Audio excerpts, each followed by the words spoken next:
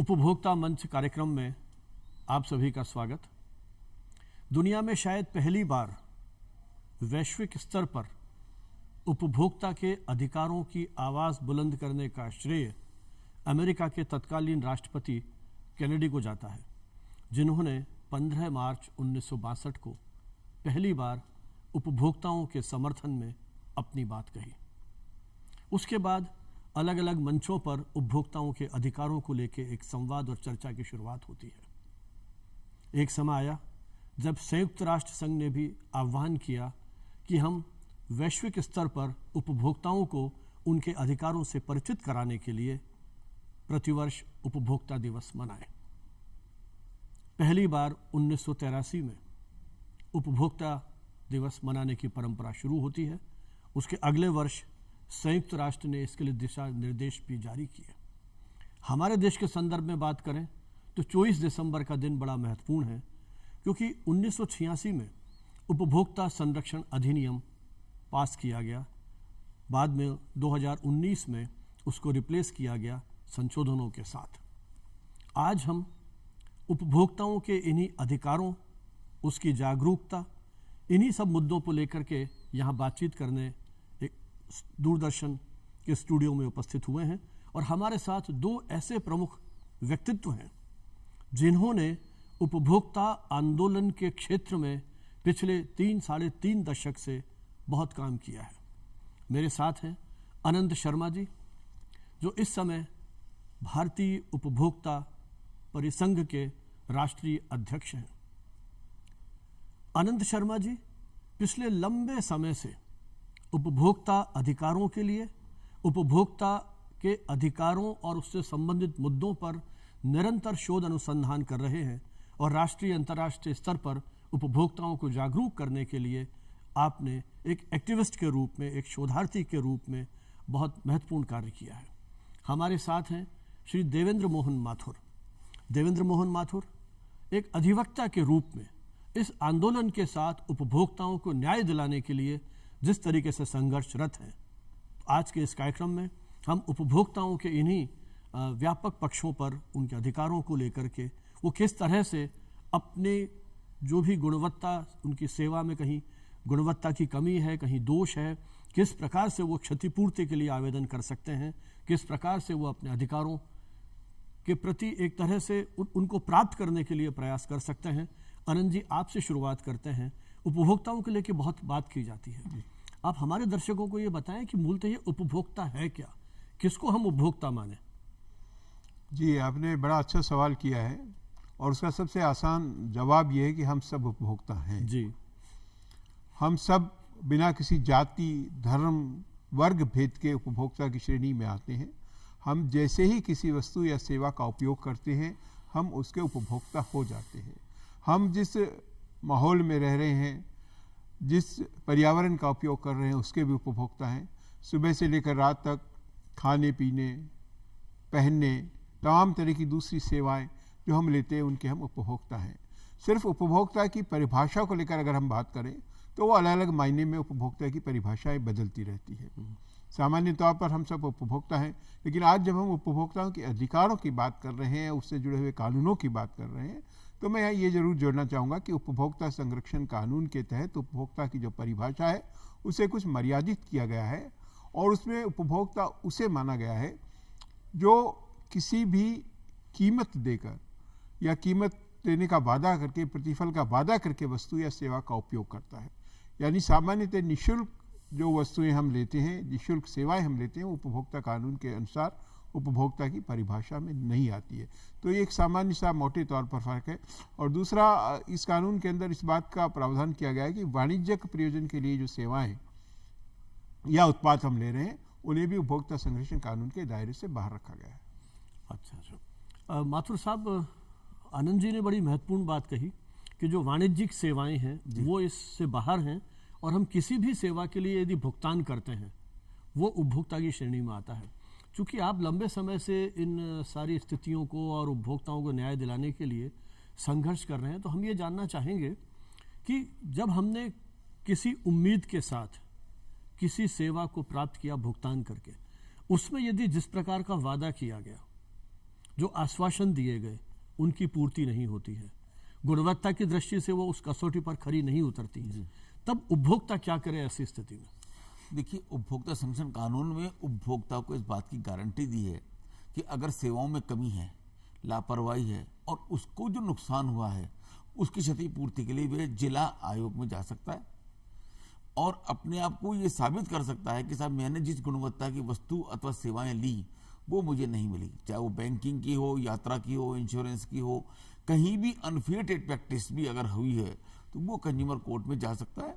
उसको होने वाले जो भी नुकसान हुए उसकी वो क्षतिपूर्ति प्राप्त कर सकता है जिला न्यायालय में। जिला न्यायालय। मान लीजिए वहां उसको संतुष्टि नहीं मिलती है तो फिर क्या करे आगे वो? जिला न्यायालय के बाद अगर उसको उसकी वांछित क्षतिपूर्ति नहीं प्राप्त होती तो वह राज्य आयोग उपभोक्ता संरक्षण में अपीलेट कोर्ट में जा सकता है और वहां से भी अगर वो संतुष्ट नहीं हो और कोई कानून का क्वेश्चन विद्यमान हो और नहीं तो वो माननीय राष्ट्रीय आयोग में भी अपील कर सकता है। तो ये जो आपने बताया जिला स्तर पर, राज्य स्तर पर, राष्ट्रीय स्तर पर, तो इनकी जाने की क्या प्रक्रिया है? मतलब उपभोक्ता क्या किसी अधिवक्ता के माध्यम से जाना पड़ेगा या सीधे प्रार्थना पत्र दायर कर सकता है? देखिए, उपभोक्ता संरक्षण कानून बहुत व्यापक हो गया है, कोई मनाही नहीं है, वह अपना परिवार सीधे खुद भी कर सकता है, लेकिन कानूनी परिस्थितियां और 30 साल का बहुत बड़ा कानून होने के कारण और वो अपने आप को जस्टिफाइड नहीं कर पाए, इसलिए अगर वो किसी एनजीओ की सहायता ले ले,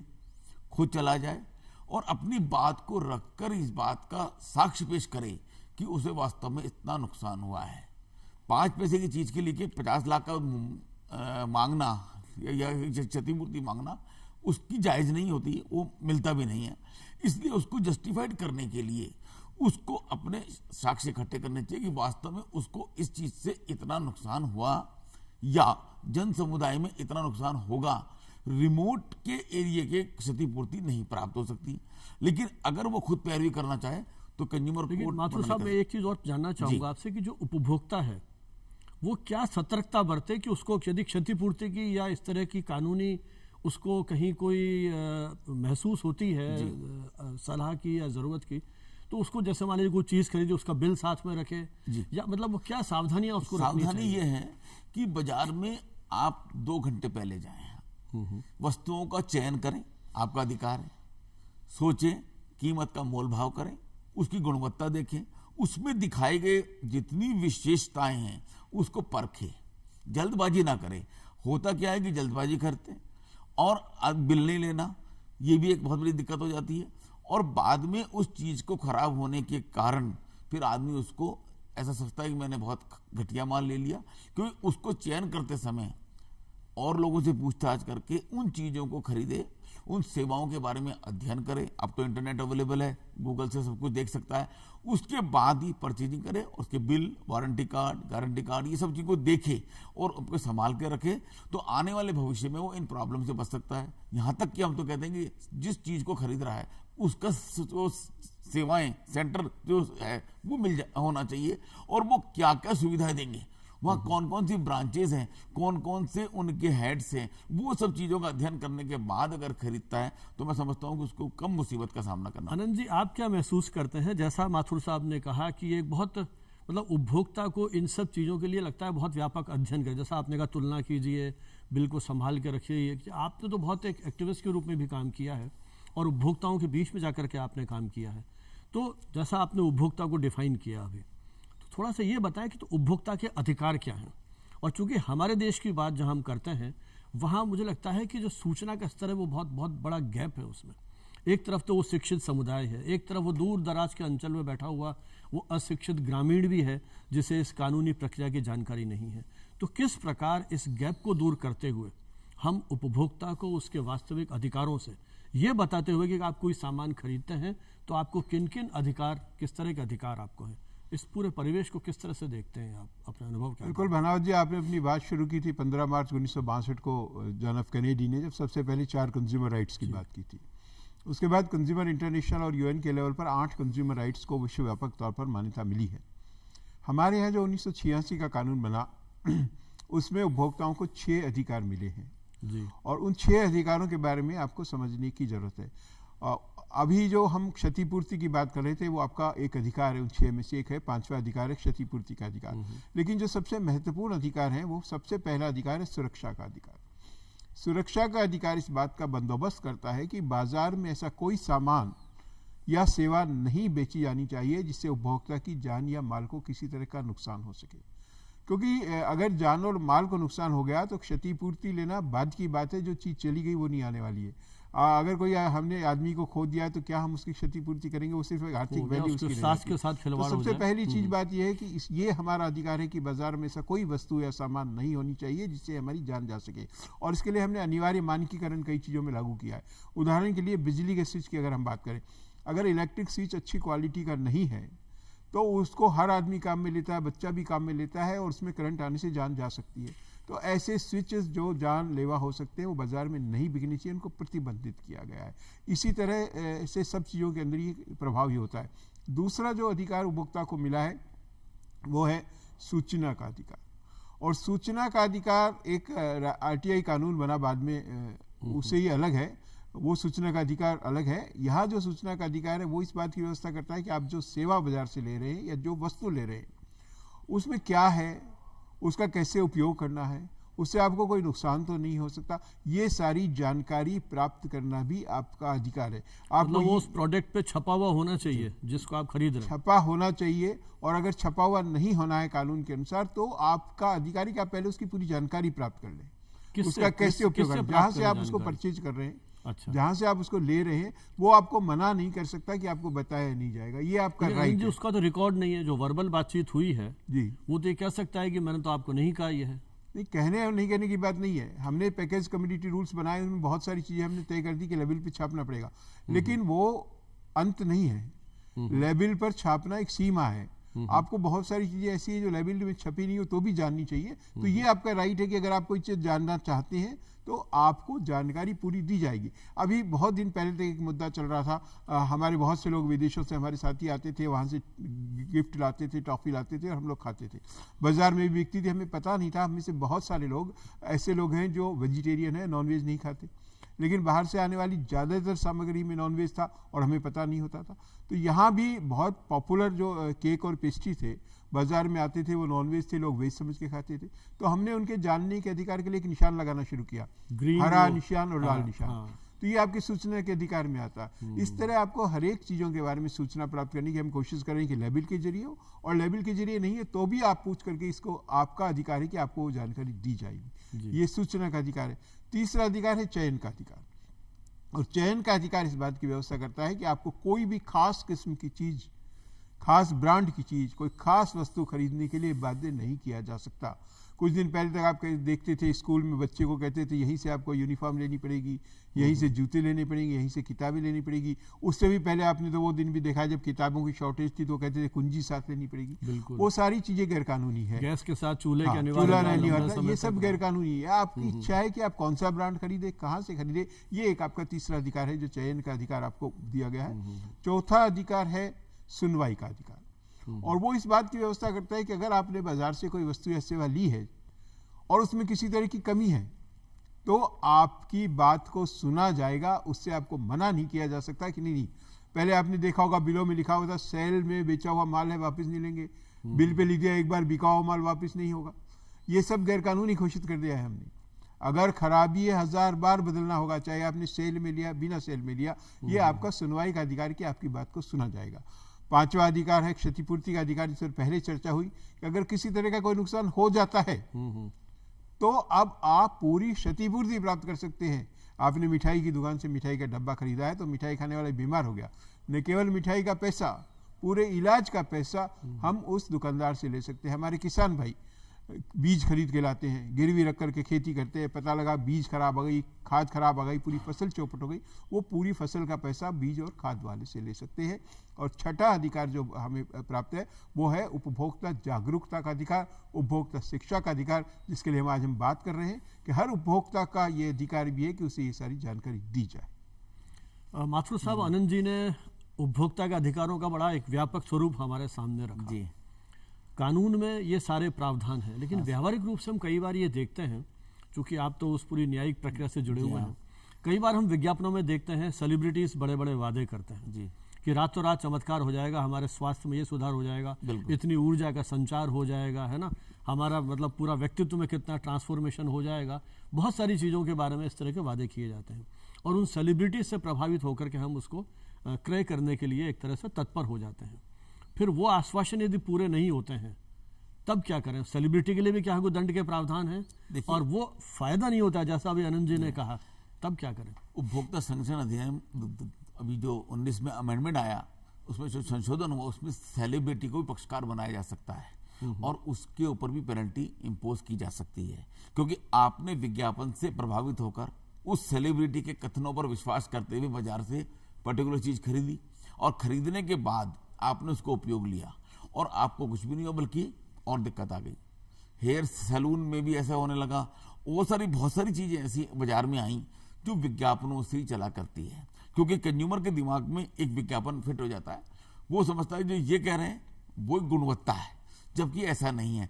तो बाजार जाते समय विज्ञापन के बोझ को हटाकर जाएं। हो सकता है कि मेरे को स्थानीय जो बनने वाली चीज वो ज्यादा अच्छी मिल सकती है, लेकिन हमारे विज्ञापनों में कई बार हमने गवर्नमेंट ऑफ इंडिया को भी लिखा कि खाने पीने की चीजों पर विज्ञापन क्यों? सॉल्ट ही है, नमक ही है, तेल ही है। तेल दिखाने से, तेल का विज्ञापन से कॉस्ट बढ़ती है और कंज्यूमर को नुकसान होता है। सेलिब्रिटी अगर कहती है भाई ये पर्टिकुलर चीज अच्छा है, ये तेल अच्छा है, हम उसमें दौड़ने लगते हैं क्योंकि बाजार विज्ञापन से चलता है। तो कंज्यूमर को अवेयरनेस, हम ये कहते हैं कि सावधानी रखिए, विज्ञापनों से प्रेरित होकर कोई चीज मत खरीदिए, उसकी गुणवत्ता पे जाइए और जब गुणवत्ता पे जाएंगे तो आपको चीज अच्छी मिलेगी। और सबसे बड़ी बात, जब किसी चीज की शॉर्टेज होती है, कोई चीज महंगाई होने लगती है, हमारा कंज्यूमर ज्यादा खरीदने लगता है, जबकि उसको बाइकाट कर देना चाहिए। तो बाजार की धारा बदलने का ताकत भी कंज्यूमर में ही है, ऐसा नहीं है। लेकिन हमारी यहाँ गलती यह हो जाती है, हम ज्यादा खरीदते हैं तो और शॉर्टेज बढ़ती है और फिर वो महंगाई बढ़ती चली जाती है। इसलिए विज्ञापन से प्रेरित ना होकर अगर जाएंगे। लेकिन अब जो नया चीज है कि अनफेयर ट्रेड प्रैक्टिस का पार्ट भी उपभोक्ता संरक्षण कानून में जोड़ा गया है कि कहीं भी मिसलीड ऐड हो रहा है तो उसमें उत्पादक को भी जिम्मेदार, बेचने वाले को भी ये जिम्मेदार ठहराया और मार्केटिंग करने वाले को भी जिम्मेदार ठहराया गया है, जिससे कंज्यूमर का संरक्षण हो सके। आनंद जी, जैसा अभी माथुर साहब ने बताया कि किस तरह से सेलिब्रिटीज और इस तरह के आश्वासनों से कानून में सब प्रावधान है, लेकिन प्राय हम देखते हैं कि जिस तरह से वो कंज्यूमर इंटरनेशनल जो एक अंतर्राष्ट्रीय संगठन है, ये प्रतिवर्ष उपभोक्ताओं को जागरूक करने के लिए एक थीम प्रस्तावित करते हैं ताकि हम अलग अलग संदर्भों में, जैसे एक वर्ष उन्होंने किया ट्रैकलिंग प्लास्टिक पोल्यूशन, प्लास्टिक का उपयोग नहीं करें। फिर इन्होंने किया कि जैसे फेयर डिजिटल फाइनेंस, और हम देख रहे हैं कोरोना काल में और कोरोना का जो ये इस समय का जो दौर है, उस समय ये ऑनलाइन प्रैक्टिसेस बहुत बढ़ रही हैं। हम ऑनलाइन पेमेंट्स कर रहे हैं, ऑनलाइन सामान मंगा रहे हैं। लगता है पूरी दुनिया एक तरह से इसी में सिमट गई और हमारी युवा पीढ़ी ये तो लगभग इसी पे निर्भर हो गई है। यदि मैं अर्बन और शहरी क्षेत्रों की बात करूँ, धीरे धीरे ये जिस तरह से डिजिटल इंडिया का ये आंदोलन है, ये और आगे बढ़ेगा और सरकार भी इन चीज़ों को प्रोत्साहित कर रही है। तो इस बार जो एक थीम दी गई है फेयर डिजिटल फाइनेंस, तो चूंकि आप तो राष्ट्रीय अंतर्राष्ट्रीय स्तर पर जुड़े हुए हैं, तो क्या लगता है कि इस तरह के जो आह्वान किए जा रहे हैं ये किस प्रकार हमारे उपभोक्ताओं को जागरूक कर पाएंगे? नहीं, हर बार एक विषय लिया जाता है ताकि खास तौर से उस पर चर्चा हो सके, उस पर फोकस कर सके। और जैसा कि आपने कहा भी कि बात डिजिटल इंडिया की नहीं है, इसमें पूरे वर्ल्ड ही डिजिटल हो गया है और कोरोना ने तो उसमें बहुत मदद की है। लेकिन हम देख रहे हैं कि जो जितने डिजिटल ट्रांजेक्शन है उनमें फ्रॉड भी उतनी ही तेजी से बढ़े हैं। मैं तो अक्सर कहता हूँ, भ्रामक विज्ञापन की बात करें, कम नापतोल की बात करें, टेक्नोलॉजी के विकास के साथ साथ शोषण के अंदर भी नई टेक्निक्स आ रही है। हम इलेक्ट्रॉनिक बाट की बात करते हैं, कांटे की बात करते हैं, तो नापतोल उसमें सॉफ्टवेयर चेंज करके गलत दिखाया जाता है। तो इसी तरह जब डिजिटल टेक्नोलॉजी आई है फाइनेंस के सेक्टर में, तो इसमें चीटिंग बहुत ज़्यादा बढ़ गई है। अभी आप देखिए क्रिप्टो करेंसीज को लेकर के सारा क्या हो रहा है। इसके अलावा आपके बैंक के खातों से, आपके क्रेडिट कार्ड से कोई दूसरा आदमी पैसे निकाल ले जाता है। और उन सब के साथ ही जो ये फोकस किया जाना है फेयर डिजिटल फाइनेंस पे, वो ये है कि मैं एक आपको छोटा सा उदाहरण देना चाहूँ। पहले की इकोनॉमी और आज की इकोनॉमी में क्या फ़र्क है। पहले हम 100 रुपये का एक नोट था, बाजार में जाते थे, अगर हमने 1000 बार भी ट्रांजेक्शन किया तो वो 100 रुपये का नोट ही रहता था। आज की थ्योरी क्या हो गई, हर बार आपका 1-1.5% ट्रांजेक्शन चार्ज कट रहा है। 100 रुपये से आपने ट्रांजेक्शन शुरू किया, 100 बार ट्रांजेक्शन होते होते वैल्यू खत्म हो गई। तो ये पूरा पैसा वो लोग खींच लेंगे आपका जिनका उस ट्रेड से कोई लेना देना नहीं था। सामान बेचने वाले को नहीं मिल रहा, सामान खरीदने वाले से चला गया और पैसा बीच में गायब हो गया। तो ये जो पैसा गायब हो रहा है और जिन लोगों के पास जा रहा है उसका भी एक फेयर सिस्टम होना चाहिए, उसमें एक पारदर्शिता होनी चाहिए। वो इस बात को फोकस करने की दिशा में एक काम है। और दूसरा जो डाटा आपका है, आज सबसे बड़ी सुरक्षा डाटा की हो गई है। तो फिर जब हम डिजिटल ट्रांजेक्शन कर रहे हैं तो जो हमारी व्यक्तिगत गोपनीयता है, जो हमारी आर्थिक गोपनीयता है, जो हमारी बैंकों की सूचना है, वो किस तरह सुरक्षित रह सके, ये एक चिंता का दूसरा सबसे बड़ा आनंद जी, जो आपने डेटा की बात कही है, ये तो बहुत बड़ी चुनौती है। जब आप कोई ऐप डाउनलोड करते हैं वो तुरंत आपसे पूछता है कि मेरे को ये एक्सेस दे रहे हैं और अपन उसको हाँ मतलब यस कर देते हैं अपन। तो क्या लगता है आपको कि ये जो पूरा आंदोलन है उसमें ये इस तरह की जो चुनौती सबसे बड़ी आज चुनौती, और इसीलिए इंटरनेशनल लेवल पर इस बात को महसूस किया गया कि डिजिटल ट्रांजैक्शन पर हमें चर्चा करनी जरूरत है। आपने जो बात करी मैं उसका उदाहरण दूंगा। आप लोगों से सबसे मैसेज देना चाहूंगा कि हर कोई ऐप को हाँ न करें। हमारे पास सूरत का सामने का एक मामला सामने आया और बड़ा इंटरेस्टिंग मामला है। पोर्नोग्राफी हमारे यहाँ बैन है, नहीं देखनी चाहिए, पर एक दंपत्ति था, वो अक्सर टीवी पर इस तरह के पोर्नोग्राफी के शूट्स देखा करता था।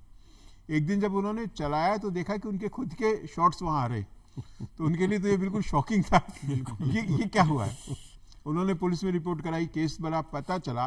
तो ये आप सब लोगों को जानना चाहिए कि जितने भी स्मार्ट टेलीविजन आ रहे हैं वो सारे आपकी फोटो खींचते हैं। तो आप बेडरूम में खाली देख नहीं रहे, आप दिख भी रहे हैं। और उन्होंने आपसे परमिशन ली हुई इस बात की। तो जितने ऐप्स हैं वो आपके मोबाइल में आपके कैमरे को, वेब कैम को, आपके वीडियो के कैमरे को लेने का परमिशन आपसे लेते हैं। तो वो खुद भी उस समय शूट करते हैं। और वो चीज़ जब सामने आई तो बड़ा हंगामा हुआ, लेकिन लोगों जब उस पर कार्रवाई की गई तो टेलीविजन निर्माता कंपनियों ने माना कि स्मार्ट टीवी में ये फीचर हमने इसलिए रखा है ताकि हम आपको आपके उपयोग के विज्ञापन दिखा सकें।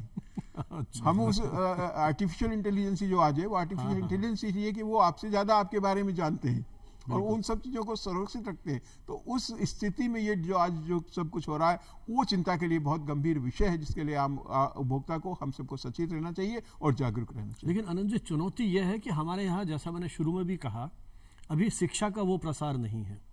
ठीक है, साक्षरता का प्रसार हो रहा है, लेकिन वो अवेयरनेस की जो हम बात कर रहे हैं, क्योंकि अधिकारों के साथ साथ जागरूकता भी बहुत बड़ी चुनौती है उपभोक्ताओं के लिए। क्योंकि जिस तरह से डिजिटल विस्तार हो रहा है, और यही सोच के शायद ये थीम रखी गई है कि हम डिजिटली अपने आप को कैसे, डिजिटल लिटरेसी की बात यदि हम करें तो वो क्या विकल्प लगता है आपको कि हम कैसे करें? क्योंकि ऐप डाउनलोड करना मजबूरी है आपको, चूंकि सारा डिजिटल माध्यम सब चीज़ें आ गई है। कल तक स्कूल यूनिवर्सिटीज़ में मोबाइल अलाउड नहीं थे, अब तो स्कूल यूनिवर्सिटीज़ मोबाइल में ही एंटर हो गई हैं, मीडिया सारा मोबाइल में आ गया है। तो जब हमारा पूरा जीवन, और जो आपने आर्टिफिशियल इंटेलिजेंस की बात की, कृत्रिम बौद्धिकता की, कोई ना कोई व्यक्ति सब चीज़ पढ़ रहा है। आपका मूवमेंट कहाँ है वो हर महीने आपको डिटेल्स आ जाती है, आप क्या प्रोग्राम्स देख रहे हैं उसकी डिटेल्स आ जाती है। तो जो डिजिटल जो लाइफ स्टाइल है ये हमारे जीवन का अविभाज्य हिस्सा हो गया है। तो उपभोक्ता क्या सतर्कता बरतें? क्योंकि और जगह तो आपको आता है ना कि ये हमारे कंडीशंस हैं और ये सब चीज़ें, वहाँ तो ये भी नहीं आ रहा है और पढ़ने का टाइम आपको नहीं है। तो आप अपने अनुभव से क्या क्या दिशा बोध देना चाहेंगे हमारे दर्शकों को? ये बहुत ही गंभीर स्थिति है और इससे मुकाबला इतना आसान नहीं है जितना दिखता है। और इसी का नतीजा है कि आज हमारी युवा पीढ़ी एक ऐसे मार्ग पे, अंधे मार्ग पे भटक गई है, पता नहीं क्या होगा। खासतौर से छोटे बच्चों तक जो पोर्नोग्राफी पहुंची है, उसने जो स्थिति की, कल्चर को कलप्स कर दिया है। क्या होगा, बहुत बड़ी चिंता है। निश्चित रूप से माता पिता की जिम्मेदारी, लेकिन वो भी क्या कर सकते हैं जब बच्चों को आपने मोबाइल दिला ही दिया है। हमने कोशिश की है कि भारत सरकार के स्तर पर कुछ ऐसी साइट्स पे रोक लगे, सरकारी स्तर पर काम हो। और जो आपने शुरू में चेतावनी दी थी, आपने कहा उपभोक्ता को जागरूक रहना चाहिए, जागरूक रहना चाहिए, लेकिन वो उसको जागरूक करना भी बहुत बड़ी चुनौती है। तब तक हमने कोशिश की कि सरकारी स्तर पर ऐसे कदम उठें कि इनके ऊपर सख्ती के साथ रोक लग सके। तो इसलिए जो 1986 के कानून में व्यवस्था नहीं थी, अब हमने नई व्यवस्था करवाई है। कंज्यूमर प्रोटेक्शन अथॉरिटी एक भारत सरकार के स्तर पर बन गई है, जो कंज्यूमर कोर्ट्स के अलावा इस तरह के मामलों में सीधे इंटरफेयर रखती है। वो अपने चीज़ों पर रोकने के लिए नियम भी बनाती है, जो कमर्शियल ई कॉमर्स है उसके लिए भी नियम बनाती है और बहुत सारी चीज़ों को देखती है। जहाँ तक जागरूकता का सवाल है, भारत सरकार ने जागो ग्राहक जागो कार्यक्रम चलाया है, राज्य सरकारें भी इसके लिए कार्यक्रम चला रही है। हम दूरदर्शन पर बैठे हैं, सरकारी मीडिया है वो अपना प्रोग्राम कर रहे हैं, सबके जरिए काम हो रहा है। और उपभोक्ता हेल्पलाइन ही चलाई जा रही है। डिजिटल आप शिकायत फाइल कर सकते हैं। आप थोड़ी देर पहले आप पूछ रहे थे कंज्यूमर कोर्ट में कंज्यूमर खुद शिकायत कर सकता है, नहीं, बिल्कुल कर सकता है, वकील भी ले जा सकता है, एनजीओ भी जा सकता है। और अब उन्होंने कर दिया, आप सीधा डिजिटल शिकायत भी वहाँ दर्ज करा सकते हैं, आपको वहाँ जाने की जरूरत नहीं। चीज़ों में बदलाव आ रहा है, सारी चीज़ें काम कर रही है। 1811 4000 में नंबर बताना चाहूँगा सबको, 1800-114-000 भारत सरकार की राष्ट्रीय उपभोक्ता हेल्पलाइन का नंबर है। 1800-180-60-30 1800-180-6030 राजस्थान सरकारी कंज्यूमर हेल्पलाइन का नंबर है। लोग इन पे फ़ोन करके जानकारी ले सकते हैं और जो भी अपनी समस्या उनको शेयर कर सकते हैं। बहुत सारे NGO हैं, केंद्र जैसी संस्था हैं जो मदद करने के लिए तैयार है। आप वहाँ भी जाके निःशुल्क मार्गदर्शन और यहाँ तक कि कंज्यूमर फोरम्स में जाने के लिए निःशुल्क मदद भी प्राप्त कर सकते हैं। चलिए माथुर साहब, जैसा आनंद जी ने कहा कि व्यवस्थाएं सारी हैं, आवश्यकता है कि हमारी एक्सेस वहाँ तक हो। चूँकि अब बहुत ज़्यादा समय नहीं है, अंत में आप क्या कहना चाहेंगे, किस तरह से हमारे वो आपने आंदोलन की बात की, जागो ग्राहक जागो, इस तरह का अभियान चलाए गए, आप अपने अनुभव से क्या दर्शकों को बताना चाहेंगे कि किस प्रकार से सतर्क हो? सबसे बड़ी बात क्या है कि उपभोक्ता संरक्षण कानून आप उपभोक्ताओं के लिए बनाया गया है, सबके लिए बनाया गया है। सवाल है कि अपने अधिकारों का उपयोग करना और उपयोग करके आइडियल बनना, क्योंकि जनरली लोगों में धारणा है कि कुछ नहीं होता, मैं क्यों शिकायत करूं, क्या होगा, कुछ नहीं होगा। ये मनोवृत्ति तोड़नी पड़ेगी तो हम आगे बढ़ जाएंगे और नई चीज, नई दिशा, नया कदम तो आप ही को उठाना पड़ेगा, क्योंकि आपको घर बैठे ये सुविधाएं नहीं मिल पाएंगी। अपने अधिकारों के लिए अपनी आवाज उठाना पड़ेगा और हम आगे बढ़ जाएंगे। आपने बिल्कुल सही कहा माथुर साहब कि आम उपभोक्ता को जागरूक होना पड़ेगा, उसे अपना मौन तोड़ना पड़ेगा। हमारे यहाँ कानूनी प्रावधान है, सरकारें अपने स्तर पर प्रयास कर रही हैं, लेकिन इस देश का आम नागरिक जब सक्रिय होगा, अपने अधिकारों के लिए जागरूक होगा, तब मुझे लगता है कहीं हम एक बदलाव की आहट महसूस कर सकेंगे। पिछले सालों में जो काम किया गया उसमें इसमें कोई दो राय नहीं है कि उपभोक्ता सजग हुआ है, जागरूक हुआ है। अभी उस दिशा में और काम करने की आवश्यकता है। हमारे संगठन, मीडिया, NGOs, ये सब लोग निरंतर प्रयत्नशील हैं, प्रतिबद्ध हैं। एक अच्छे भविष्य की उम्मीद में आप सभी का बहुत बहुत धन्यवाद कि आप यहाँ आए और ये महत्वपूर्ण जानकारी हमारे साथ साझा की।